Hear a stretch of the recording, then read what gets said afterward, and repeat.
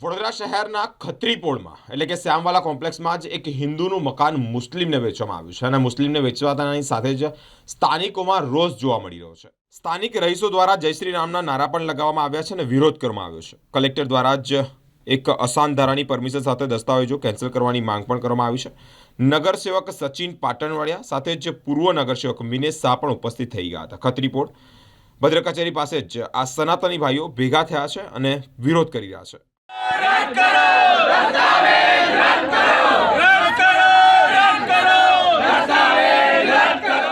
મારું નામ રમીલા છે।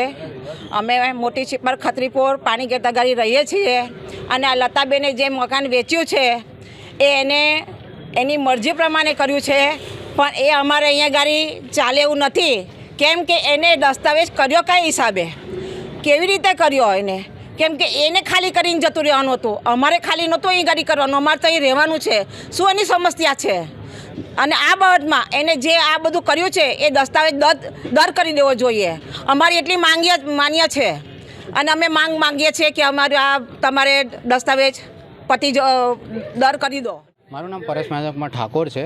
મોટી છીપળ ભદ્ર કચેરી સામે હું રહું છું ને આ લતાબેનનું મકાન છે, લતાબેન સૂર્યકાંત શાહ, જે અત્યારે માંજલપુરમાં રહે છે, પણ એમને જો આ મકાન છે તે ઇલિયાસ શેખ નામના વ્યક્તિને વેચાણ કરેલ છે અને એ લોકોએ ખોટી રીતે અસાન ધારાનો ઉપયોગ કરીને આ દસ્તાવેજ પોતાના નામ પર કરેલ છે। હાલમાં તે અમને રદ કરાવવાનો છે અને જે પહેલાં મેં અરજીઓ કરેલી, મારા પોતાના અક્ષરમાં અરજીઓ કરેલી છે, તે છતાંય આ લોકો કહે છે કે અરજીઓ કરેલ નથી ને કોઈ જવાબ આપેલ નથી કે છે, જે ખોટી વાત છે। પંચ તપાસ આવેલી તેનો પણ મેં જવાબ આપેલ છે, તે છતાં એ લોકો ખોટું કહે છે। અંદર સાફ લખેલ છે કે અમે લોકો સ્થળ તપાસ કરેલી, પણ સ્થળ તપાસ કરેલી તે છતાંય મેં એમને જવાબ આપેલા છે બધા। તે પોલીસ સ્ટેશનનો અંદર રેકોર્ડ છે, મોબાઈલમાં રેકોર્ડિંગ છે, તો મોબાઈલમાં રેકોર્ડિંગ જોતા નથી એ લોકો? કલેક્ટરને સામેથી કીધેલું છે એ કલેક્ટરે આ દસ્તાવેજ રદ કરવો જોઈએ અને અસાન ધારાનો કાયદો લાગુ કરવો જોઈએ ફરજિયાતપણે, અને આ જેને પણ તપાસ કરેલી છે તેની પર કાયદેસરની કાર્યવાહી કરો। શું નામ તમારું? મારું નામ પરેશ મહેન્દ્રકુમાર ઠાકોર છે। આ છીપાળ વિસ્તાર છે જે અમારા વોર્ડ નંબર 14માં આવેલો છે। શહેરનો સિટી વિસ્તાર, ઘણા બધા વિસ્તારો અહીંયા અસાનધારામાં લાગે છે। વર્ષ પહેલાં પણ અમે અહીંયા આ વિસ્તારમાં અરજી કરી હતી આજ મકાન માટે।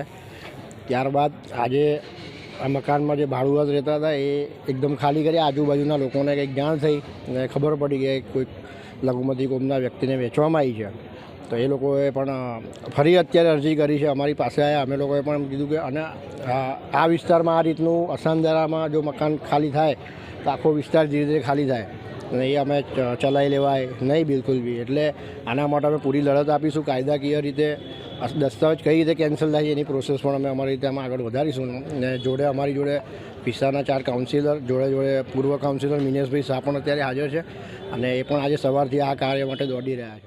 ભદ્ર કચેરી ખત્રીપોળ, ભદ્ર કચેરીની સામે ખત્રીપોળ બી કહેવાય ને એમનો એક દરવાજો જે વાળા સાઈડ બી પડે। હવે એની બાજુમાં એક ધાર્મિક મંદિર બી છે શિવજીનું, તદ ઉપરાંત પેલી બાજુ જૈન ઉપાશ્રય બી છે ને અહીંયા છેલ્લા કેટલા વર્ષોથી બધી હિન્દુ પબ્લિક જ છે ને એ લોકો જ રહે એવો કાયદો સરકારશ્રીએ બી અસાન ધારાની પરમિશન આપતા પહેલાં આ કાયદો ચુસ્તપણે પસાર બી કર્યો છે। તેમ છતાં વારંવાર આ 5 વર્ષની અંદર અમે ત્રીજી વાર કલેક્ટર કચેરીએ, પોલીસ ચોકીમાં બધે આની વારંવાર અમને આવી તપાસ આવે છે, અમે એના જવાબ આપીએ છીએ।